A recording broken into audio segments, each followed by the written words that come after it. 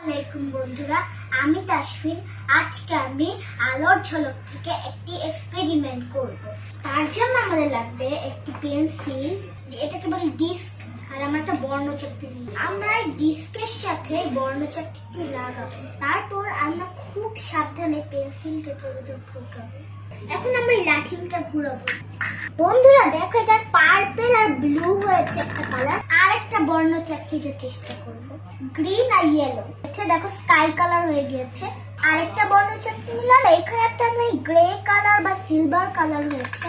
তোমরা কি জানো বর্ণচাকতির দুই রংটা কিভাবে মিক্সড কালার হয়ে গেছে?